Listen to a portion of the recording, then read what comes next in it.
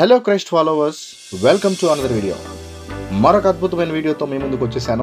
ఆలస్యం చేయకుండా వీడియోలోకి వెళ్ళిపోదాం. లాస్ట్ వీడియో మనము తమిళనాడులో ఉన్నటువంటి ఊటీలోని సెయింట్ స్టీఫెన్స్ సిఎస్ఐ చర్చ్ మనం చూసాం. ఇప్పుడు మనం ఊటీ నుండి మైసూర్ ప్రయాణం అవుతున్నాం. ఈరోజు మైసూర్ ఎందుకు వెళ్తున్నారన్నా అంటే మీకు చాలా విషయాలు చెప్తాను.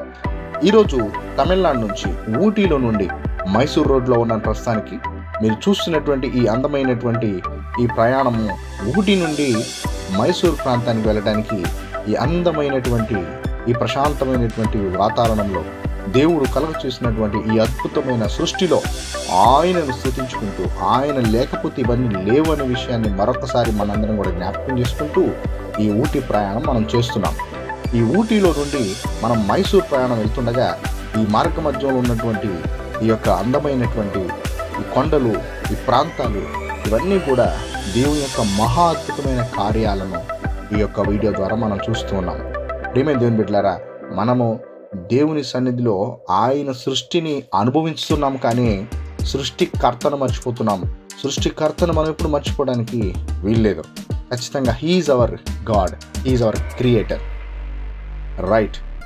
ఇప్పుడు మనము ఊటీలో నుంచి మరి బందీపుర నేషనల్ పార్క్, అలాగే మధుమలై నేషనల్ పార్క్స్, ఈ రెండు కూడా టచ్ అవుతాయి.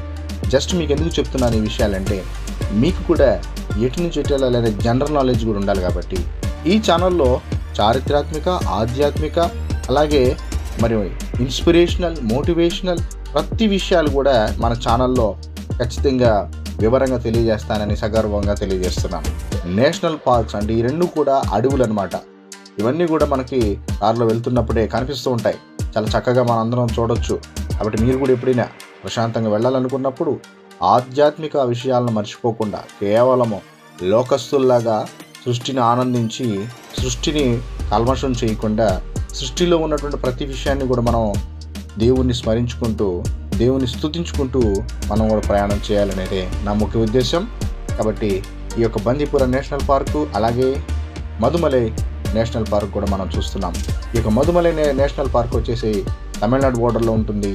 ఈ బందీపుర నేషనల్ పార్క్ వచ్చేసి కర్ణాటక బోర్డర్లో ఉంటుంది. ఇప్పుడు మనము తమిళనాడు నుంచి మరి కర్ణాటక వెళ్తున్నాం కాబట్టి మధుమలై ఫారెస్ట్లో నుంచి బందీపుర నేషనల్ పార్కులకు వెళ్తాం.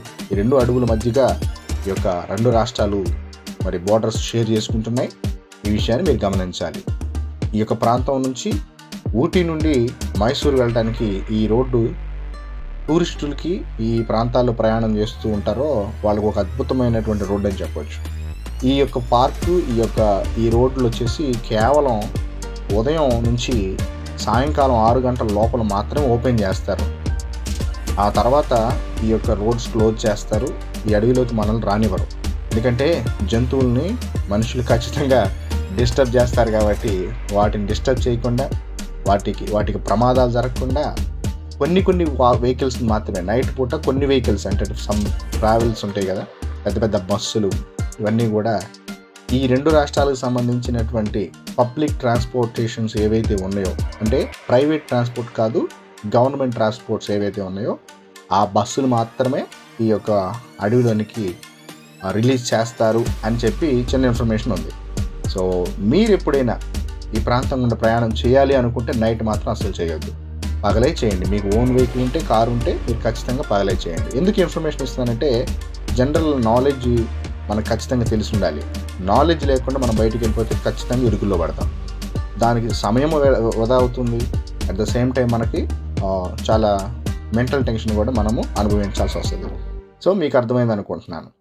సో ఇప్పుడు మనము మధుమలై ఫారెస్ట్ నుంచి బందీపుర నేషనల్ పార్క్ ఎంటర్ అయ్యామంటే దాని అర్థం మనం కర్ణాటక రాష్ట్రానికి వచ్చేసామని. So welcome to Karnataka. ఇప్పుడు మనం మైసూర్ వెళ్ళబోతున్నాం. నెక్స్ట్ మనం మైసూర్లో ఉన్నటువంటి ఒక అద్భుతమైనటువంటి చర్చి చూడబోతున్నాం. అన్న మైసూర్లో ఏముంటుంది అన్న చర్చి? మాకు తెలిసినంత వరకు మైసూర్లో మైసూర్ ప్యాలెస్ కదా ఉంది అంటారు. అక్కడే మనం పొరపాటు పడుతున్నాం. ఈరోజు మైసూర్లో ఉన్నటువంటి మైసూర్ ప్యాలెస్ చూపించడానికి వెళ్ళటం లేదు నేను. మైసూర్ ప్యాలెస్ చూసిన వాళ్ళందరూ కూడా, ఆల్రెడీ చూసిన వాళ్ళకి ఈ వీడియో ఇంకా బాగా అర్థమవుతుంది. మీరు ఎప్పుడైనా మైసూర్ ప్యాలెస్ వెళ్తే మైసూర్ ప్యాలెస్లో ఫోటో గ్యాలరీ ఉంటుంది.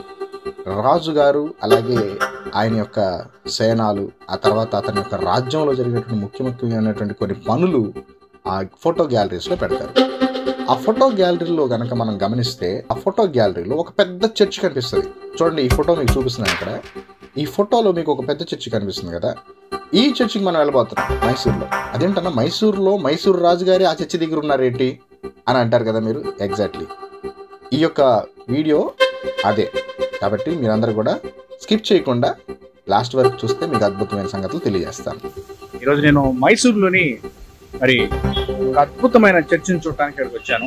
సో మీకు కూడా ఈ అద్భుతమైన చర్చిని చూపించబోతున్నాను. At the same time Asia మొత్తంలో కూడా 2వ స్థానంలో అతిపెద్ద చర్చిగా ఈ చర్చికి పేరుంది. సో ఈ చర్చిని మనం ఈరోజు చూడబోతున్నాం. సో ఇంకెందుకు ఆలస్యం, let's get started the video. ఈ చర్చ్ పేరు వచ్చేసి సెయింట్ ఫిలోమినా చర్చ్. ఈ యొక్క సెయింట్ ఫిలోమినా చర్చ్ వచ్చేసి మైసూరు నడిబొడ్లో ఉంటుంది. ఇది రోమన్ క్యాథలిక్ చర్చ్. భారతదేశంలో అత్యంత పెద్ద చర్చ్ అన్నమాట ఇది. ఇది 1933లో మైసూరు మహారాజుల్లో ఒక రాజైన 4వ రాజు, అతని పేరు కృష్ణరాజు, 4వ రాజు, అతడు ఈ యొక్క చర్చికి శంకుస్థాపన చేశాడు. అతని పేరు కృష్ణరాజ వడియార్. ఈ చర్చికి శంకుస్థాపన చేసింది ఆయనే. అదేంటన్నా మైసూరు ప్యాలెస్కి సంబంధించిన రాజుగారి ఈ చర్చికి శంకుస్థాపన చేశారా? ఇంట్రెస్టింగ్ కదా. ఎగ్జాక్ట్లీ ఈ చర్చి నిర్మించింది అతనే, శంకుస్థాపన చేసింది అతనే, దీనికి కావాల్సిన వనరులు సమకూర్చింది కూడా అతనే. ఆ తర్వాత అక్కడ ఉన్నటువంటి రోమన్ క్యాథలిక్ సంబంధించినటువంటి పెద్దలు ఈ యొక్క చర్చి నిర్మాణాన్ని చేపట్టారు. ఈ సెయింట్ ఫిలోమినా చర్చి యొక్క నిర్మాణం ఎలా జరిగిందో మాట్లాడుకుందాం. సెయింట్ ఫిలోమినా చర్చి వచ్చేసి గోతిక్ శైలిలో నిర్మించబడింది. ఇది జర్మన్లోని కొలోన్ అనేటువంటి ఒక కేథడ్రల్ ఉందన్నమాట. అక్కడి నుంచి దీన్ని చూసి అలాగే కట్టాలి అనుకున్నారనమాట. అంటే ఏంటి ఆ చర్చిలో ఉన్నటువంటి గొప్పతనం అంటే, ఆ చర్చికి పెద్ద పెద్ద టవర్స్ ఉంటాయి అనమాట. చూడండి, ఈ చర్చికి కూడా మీరు చూస్తే పెద్ద పెద్ద టవర్స్ ఉన్నాయి. ఏంటన్నా ఆ టవర్స్ అంటారేమో, పెద్ద పెద్ద హైట్ కొన్ని చూసారా? ఆ హైట్ ఎంత హైట్ ఉంటుందంటే సుమారు 175 అడుగులు ఎత్తుందన్నమాట. ఎంత దూరం నుంచి మీరు మైసూర్లో చూడండి, అంత దూరం నుంచి మీకు కనిపిస్తూనే ఉంటుంది ఈ చర్చి. అంత అద్భుతమైన అట్రాక్షన్ అనమాట ఈ చర్చి. ఈ చర్చి మైసూర్ ప్యాలెస్ చూసిన వారందరూ కూడా నెక్స్ట్ విజిట్ ఏదైనా చేస్తారు అంటే అది క్రైస్తవులు అయితే ముందు చర్చికి వెళ్తారు. మార్నింగ్ ఈ చర్చికి వెళ్ళి ఖచ్చితంగా నెక్స్ట్ మైసూరైనటువంటి నిర్మాణం చేశారు. గ్లాసులు కానీ గోతిక్ శైలిలో కట్టారు. అలాగే ఈ నిర్మాణం ఆధ్యాత్మికంగా మాత్రమే కాక పర్యాటకులు కూడా ఇక్కడికి వచ్చి చూస్తూ పోతూ ఉంటారు అనమాట. కాబట్టి ఈ యొక్క చర్చికి వచ్చి చాలామంది ప్రార్థనలు చేసుకుంటూ ఉంటారు. లోపలైతే వీడియో అలో లేదు.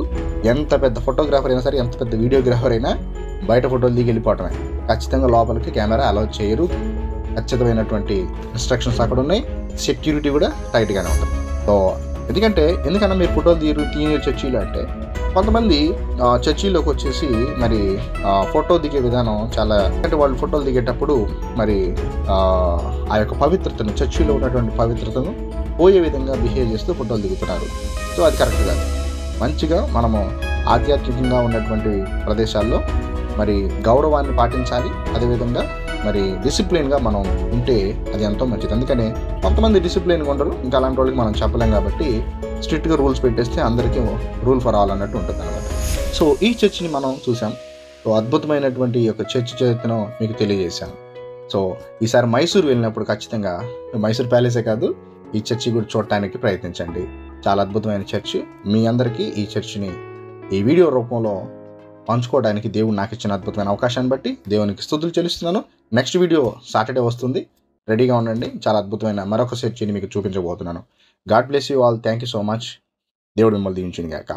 Subscribe to my channel. Please share and like, comment.